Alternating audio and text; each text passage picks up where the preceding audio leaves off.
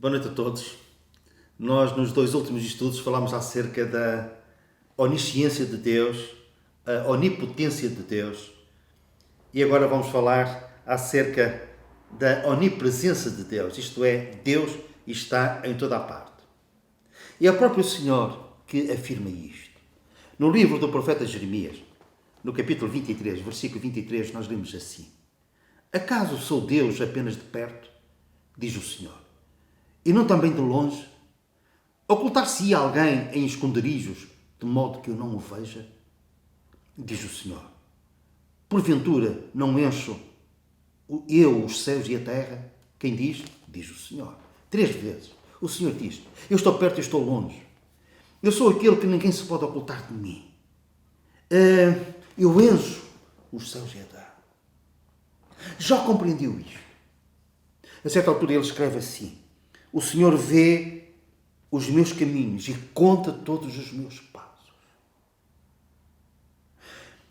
David também compreendeu isto.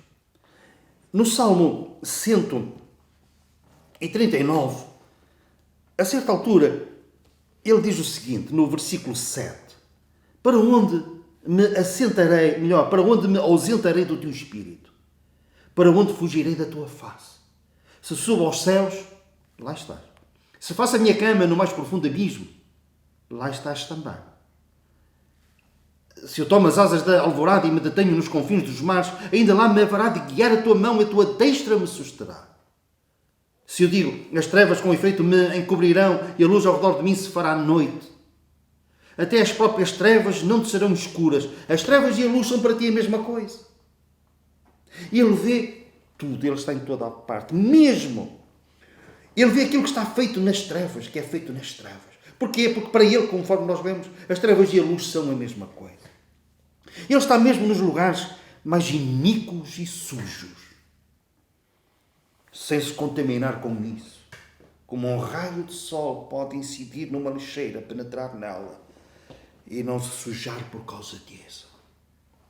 Jesus, num dos seus ensinos, ele disse: tu quando deres com a tua mão direita, a tua esquerda que não saiba. A Bíblia fala-nos acerca de uma viúva pobre que no templo colocou 2 pequenas moedas no gasofilácio. Jesus estaria a uma certa distância, com certeza. Ninguém viu, mas Jesus viu que ela tinha dado 2 moedas e que eram pequenas. E se esta mulher seguiu este ensino que Jesus disse, que a tua mão esquerda não saiba o que dá a tua mão direita, a mão esquerda poderia não saber, mas Jesus sabia que eram 2 pequenas moedas. Isto deve nos responsabilizar, isto traz responsabilidade, termos este conhecimento verdadeiro de que Deus está em toda a parte, enchendo os céus e a terra, estando em todo o lugar. Deve de nos responsabilizar. E eu quero usar um exemplo muito esclarecedor disto, desta responsabilização assumida por um jovem chamado José. Ele estava no Egito, era mordomo de um grande senhor chamado Potifar, e ele todos os dias era assediado sexualmente pela esposa. E um dia nós lemos assim: ninguém dos da casa se achava presente. Isto é, ninguém estava ali. Dos da casa, ninguém estava presente. Então estava só a mulher, a esposa de Potifar, e estava José. Então aí, ela foi mais acutilante, foi mais incisiva. Ela quase que exigiu que José se deitasse com ela. Ele disse: cometeria eu tamanha maldade e pecaria contra Deus? Isto é, José sabia que ninguém estava em casa, mas Deus estava naquela casa. O Senhor estava a ver como é que José lidava com aquela tentação. O que é que ele iria fazer? Deus estava a ver e ele disse: então, pecaria eu tamanho pecado contra Deus? E ele está presente. Jesus disse: acautelai-vos, nada há encoberto que não venha a ser revelado, e oculto que não venha a ser conhecido. Porque tudo o que dissestes às escuras será ouvido em plena luz, e o que dissestes aos ouvidos no interior da casa será proclamado dos telhados.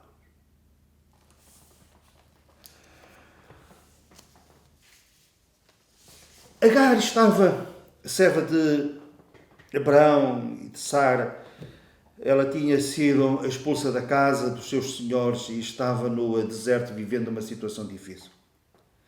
E a certa altura, quem sabe, levantando os braços para os céus, ela disse: Tu és o Deus que me vê. Hoje, cada um de nós pode estar ciente e ficar ciente deste facto.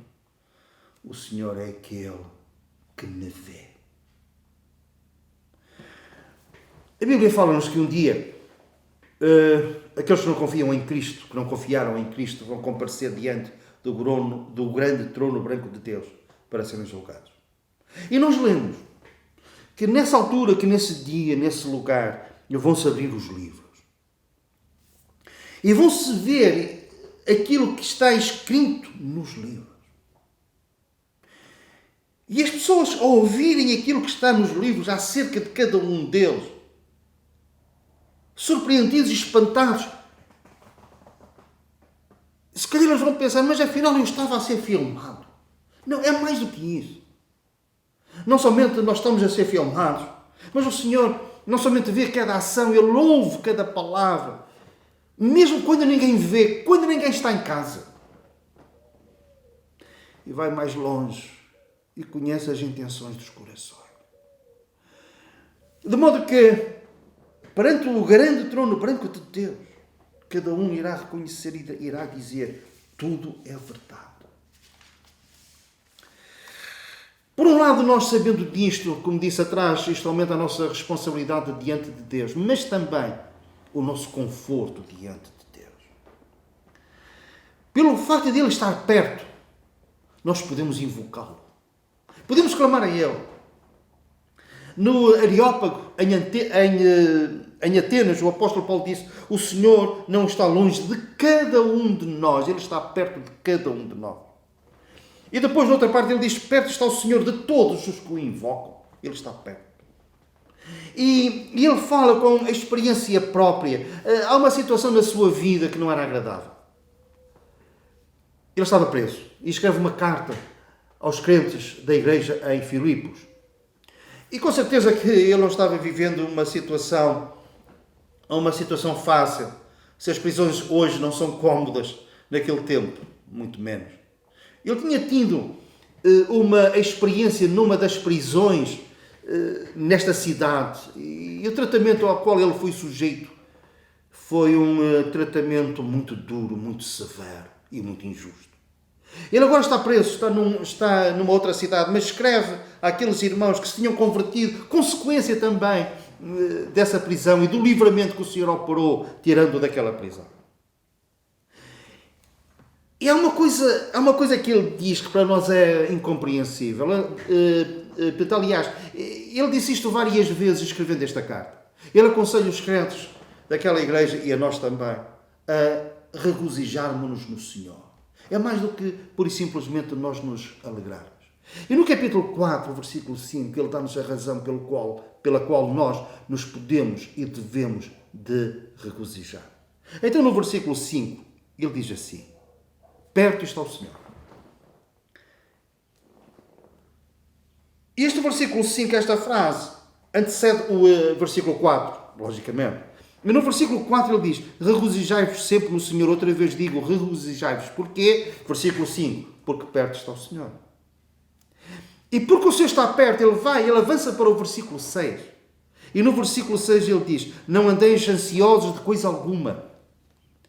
Em tudo, porém, sejam conhecidas diante de Deus as vossas petições, pela oração e pela súplica, com ações de graças, e a paz de Deus, que excede todo o entendimento, guardará as vossas mentes e guardará o vosso coração em Cristo Jesus.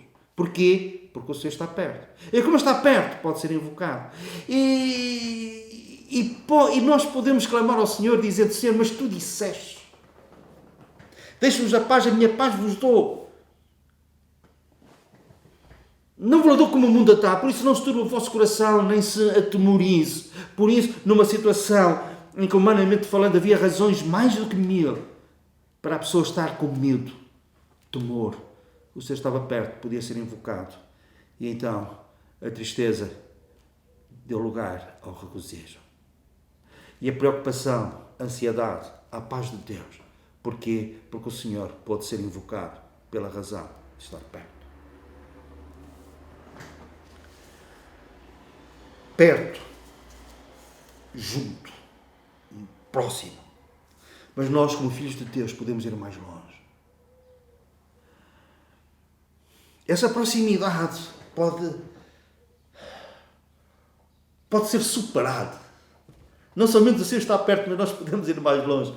O Senhor Jesus Cristo disse: se alguém me ama, guardará a minha palavra, e meu Pai o amará, e viremos para ele e faremos nele morada. O Senhor Jesus, o Pai, nós faremos nele morada. Mais tarde nós lemos na palavra de Deus: sois edificados para a habitação de Deus em espírito. O Deus Trino não somente está perto, mas está em nós. Eu e o Pai viremos para ele e faremos nele morada. Sois morada de Deus pelo Espírito. Deus o Pai, Deus o Filho, Deus o Espírito Santo. Hoje estão connosco e em nós. Amanhã nós estaremos para sempre com o Senhor. E isto é maravilhoso aos nossos olhos. E ficamos extasiados com este Evangelho glorioso que nos fala acerca deste Deus glorioso que não somente nos ama, que tem pensamentos de bem a nosso respeito, mas a quem nós podemos tratar por Pai Celestial e que incompreensivelmente para os nossos olhos não somente está perto, mas está em nós e traz consigo a esperança da glória. O Senhor nos abençoe.